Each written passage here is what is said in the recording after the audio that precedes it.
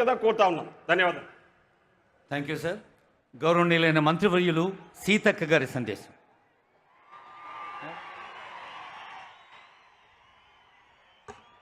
రైతు పండుగకు అశేషంగా తరలి వచ్చినటువంటి మా రైతన్నలకు, రైతు బిడ్డలకు, రైతు కుటుంబ సభ్యులకు పేరు పేరున హృదయపూర్వక నమస్కారాలు, పాదాభివందనాలు.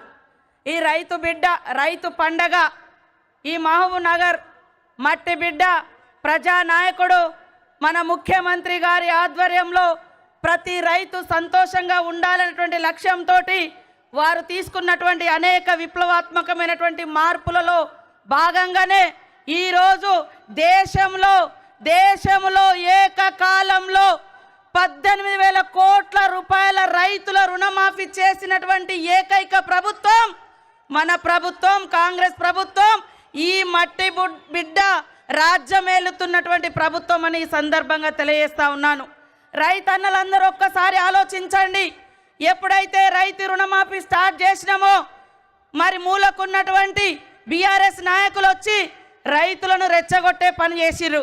అయ్యా, నేను అడుగుతా ఉన్నా, 30,000 కోట్ల రుణాలు మాఫీ ఎందుకు చేయలేదని ఈరోజు బయటకు వచ్చి మాట్లాడుతున్నారే.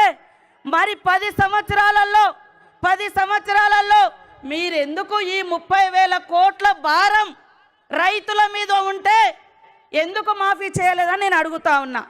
ఈ 30,000 కోట్ల భారం కాంగ్రెస్ ఇచ్చిన భారమా?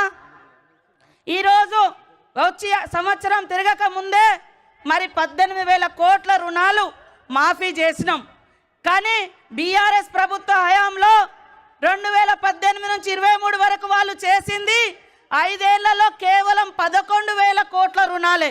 కానీ మన సీఎం, మన ప్రభుత్వం మరి 25 రోజులలో ఇప్పటికే చేయడం జరిగింది. కాబట్టి ఒక దిక్కు అప్పులు, ఒక దిక్కు సంక్షేమం.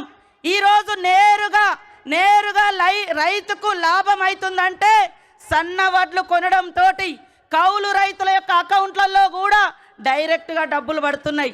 ఆనాడు ఉచిత కరెంటు ఈ రాష్ట్రంలో ప్రవేశపెట్టింది వైఎస్ఆర్ గారు.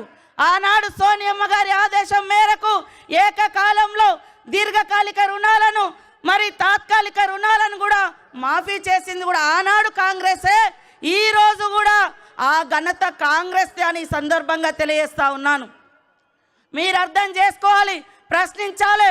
మీరు 10 ఏళ్లలో ఎందుకు ఏకకాలంలో 1 లక్ష కూడా రుణమాఫీ చేయలేదయ్యా?